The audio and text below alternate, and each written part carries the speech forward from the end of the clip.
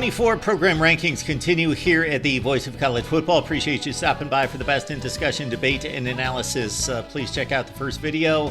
We are now marching through programs 99 all the way up to 75. Keep in mind that this is a 2024 ranking, and it's not a team ranking, program ranking, meaning coaching staff, head coach in particular, brand, recruiting footprint, success, historically, if it pertains to 2024, if it's ancient history and it's not impacted the current scene, Army, Harvard, fill in the blank. But if it is consistent throughout history and it impacts 2024, then it's in the rating. It's been proven that you can win at East Carolina and that ECU can produce NFL players more than just about any other G5 school. However, in recent years, it's been a difficult climb.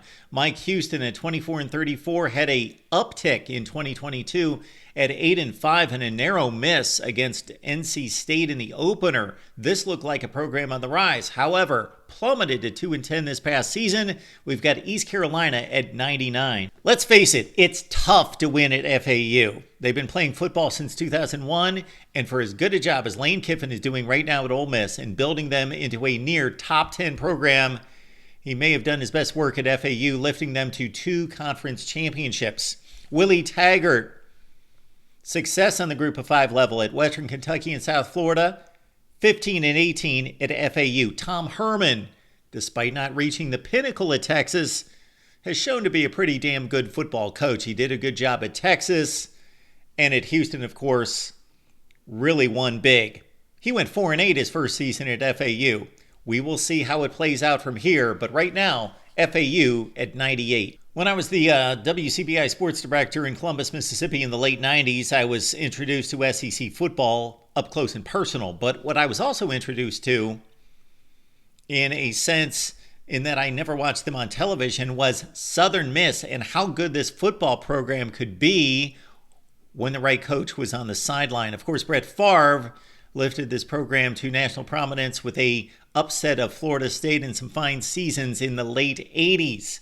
When I was there, it was Jeff Bauer who roamed the sideline for the Golden Eagles in fine fashion, pulling off some big wins in postseason play in his 17 seasons from 1991 to 2007. Then it was Larry Fedora using Hattiesburg as a stepping stone to North Carolina. He won with USM. So did Todd Monken. All these guys won over 60% of their games. Now Southern Miss is in the Sun Belt, and Willie Hall has a difficult task. He's at 13-24.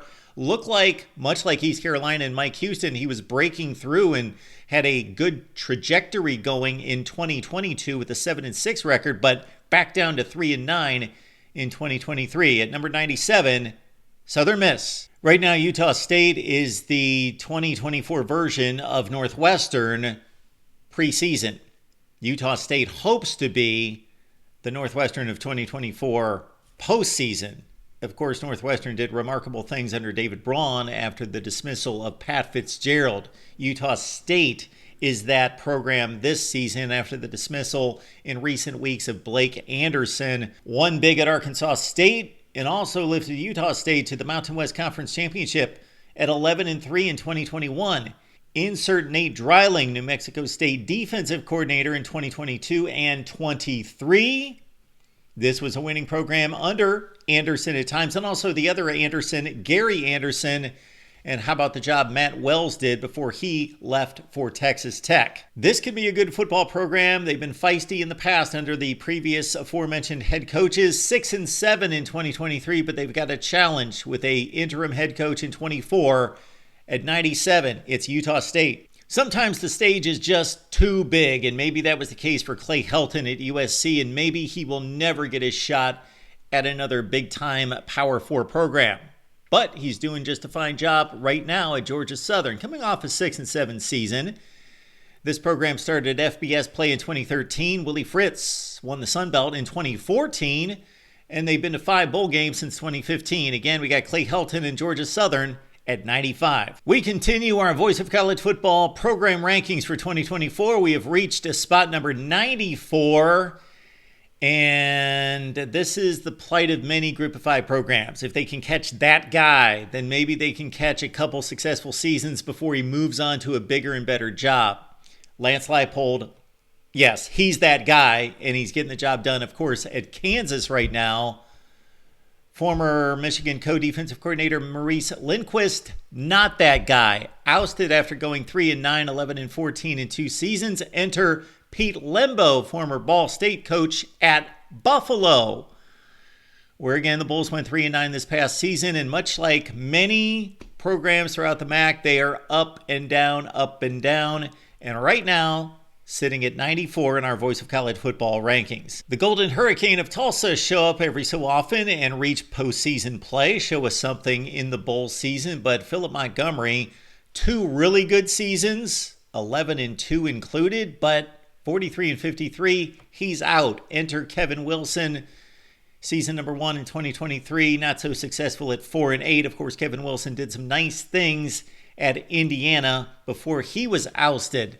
At number 93 on our list, down from 87, it's Tulsa. Call it the cradle of coaches. Know your college football lingo. Bo, Woody, Bill Mallory, Randy Walker, Dick Crum, all hailed from the School of Miami of Ohio.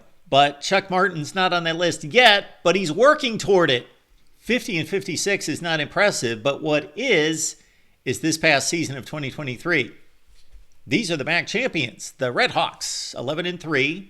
And, of course, Ben Roethlisberger has hailed from Miami of Ohio as well. And they took a surge in our Voice of College Football program rankings from 107 all the way up to 92. When I see the name South Alabama, I always think of our old buddy Joey Jones, who founded the program, was the program's first head coach, and appeared here at the Voice of College Football a number of times touting South Alabama football. It's a young program. It started in 2009, and Jones did a tremendous job of winning games and challenging SEC opponents on a fairly regular basis. He left, and you bring in Steve Campbell. He did not get the job done, and South Alabama slumped big time at 9-26. Kane Womack, though, has brought the Jags back 22-16. Unfortunately, Bama came calling, and Kalen DeBoer, and he's off to Tuscaloosa to be the defensive coordinator. Now, enter Major Applewhite, former Houston head coach, to continue the winning ways at South Alabama, coming off a 7-6 season. At number 91, USA. This was once a program that we would fly by during the FCS playoffs and marvel at their winning ways. As a historic university, of course, College Game Day is visited there, and they have a landmark win against Virginia Tech going way, way back. But then they jumped up to big boy football, and they never missed a beat. James Madison, 8-3 in their first season in 2022 in FBS play. That was remarkable. They became the first team ever to be ranked in the top 25 in their first season. And their second season last year when they went 11-2. Kurt Cignetti at 52-10 at JMU, but now he's off to the Big Ten in Indiana. So can Bob Chesney continue what's going on at James Madison, and much like an Appalachian State, just be the next one in line in the procession of successful head coaches, this time at JMU. Chesney went 28-4 in conference play and 44-21 overall at Holy Cross, at number 90 on our list. A great football tradition at James Madison. Athens, Georgia is currently the capital of college football, is probably the best program in the nation. But let's not discard Athens, Ohio. The Bobcats of Ohio are on a winning run right now.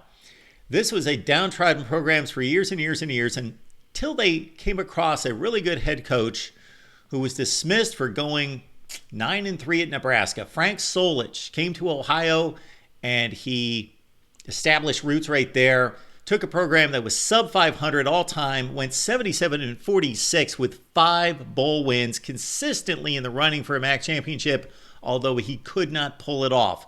Now you've got Tim Albin as the head coach at OU. They defeated Iowa State, a really good Cyclone team last year at home, 10-7. Made it to the conference championship game. Albin's 22-15. They are coming off a 10-3 season, 2 consecutive years. And so this is a solid MAC football program right now, maybe the best run in the conference right this second. At number 89 on our list, the Bobcats of OU. We continue our program rankings right here at the Voice of College Football. Keep in mind that these are not team rankings and they are not all-time program rankings. These are program rankings for 2024. And of course, we ran down the criteria. We have reached position number 88. FCS legend Craig Bull is now retired. He's moved on from the Cowboys of Wyoming, and it took a 9-4 season, an uptick for his tenure, to get him just a notch over 500 all-time with the Cowboys at 61-60. Enter his 4-year defensive coordinator, Jay Sawvell, as the new head coach. This program from 2014 until last year was under 500 in the Mountain West all of those seasons. Wyoming pulled off the upset against Texas Tech last year. Of course, they produced Josh Allen as well. At number 88 on our list, the Cowboys of Wyoming. Anytime there's a Power 4 job that's vacated, this name is brought up very quickly. Jason Candle of Toledo led the Rockets to a 2022 MAC championship, the school's 12th since 1967, and it was back to the MAC championship game, although they lost it in 2023. 11-3 season for Jason Candle. Does a heck of a job. As we mentioned in our criteria, coaching counts. And as long as Toledo can hang on to Jason Candle, they're going to continue to win football games in the double-digit range and continue to be ascending on our list. Up from 94 to 87, Jason Candle, Toledo. High riser alert! Let's go to Tampa, Florida, and South Florida. UCF coming off an interesting season in which they finally ended a drought of horrific play. Alex Golesh in his second season lifted the Bulls to a 7-6 record and a 45-0 rout of Syracuse in bowl play. This program had been 8-37 since 2019, and this program has a ton of potential. They play in Raymond James Stadium, of course, and they are overshadowed by the Tampa Bay Buccaneers. However, they are building their own stadium. They welcomed Alabama in last year and gave the Tide fits for 4 quarters. Jim Leavitt made USF the original UCF in terms of being the Group of 5 program from the state of Florida that made national waves. Now, why can't USF become the next UCF? Well, Alex Golesh, that's his plan. At number 86, up from 117, South Florida. It is so critically important to be strong at the Group of 5 level, even outside the football program.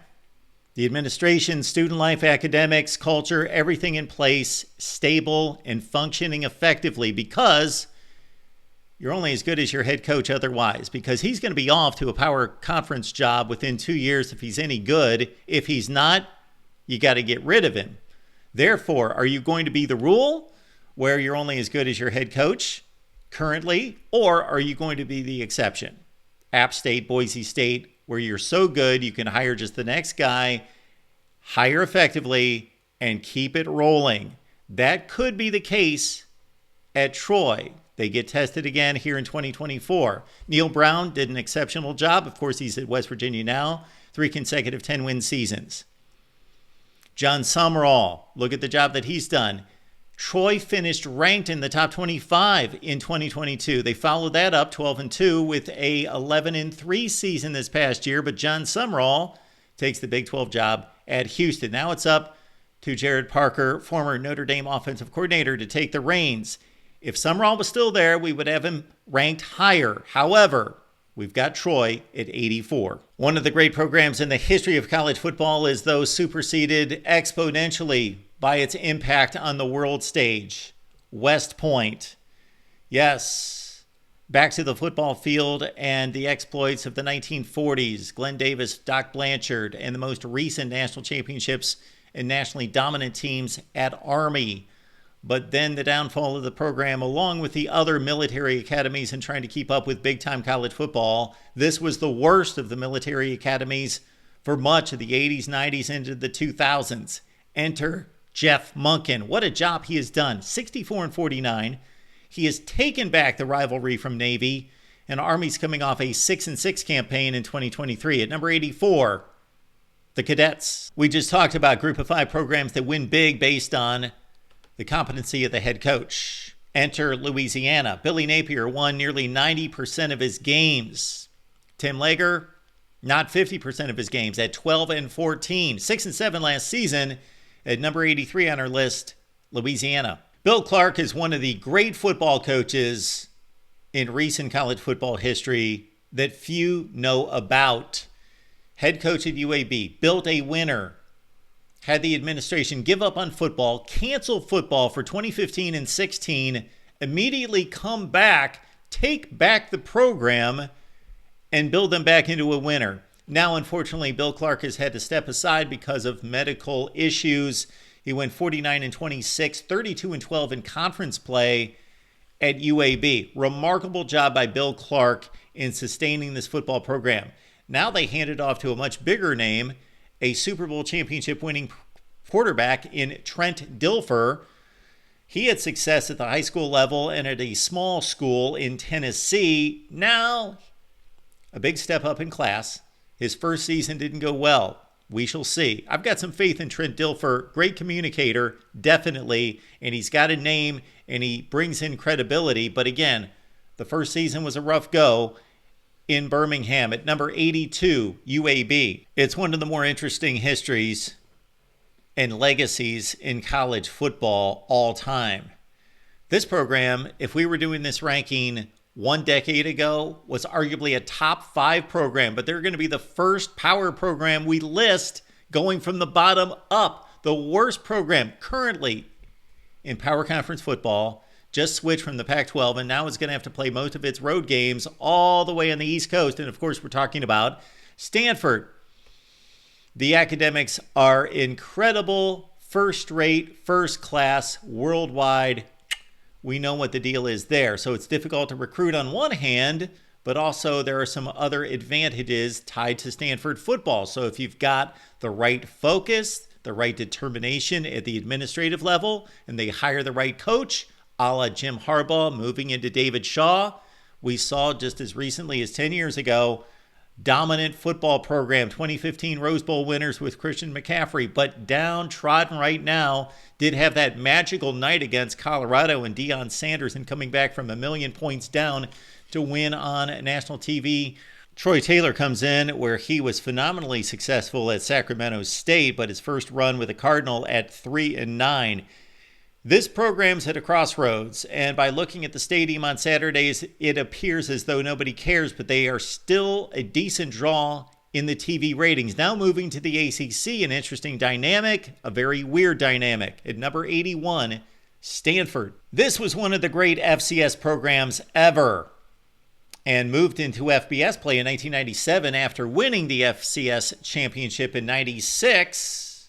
With a guy by the name of Randy Moss and Chad Pennington playing quarterback. And they immediately competed, took Ole Miss to the wire in a bowl game in 1997, went right into the MAC, then Conference USA, then the Sun Belt, where they've won 6 total conference championships. Charles Huff is now the guy at Marshall. He's gone 22-17, so they have fallen from their heights of yesteryear. 6-7 in 2023, a decent program.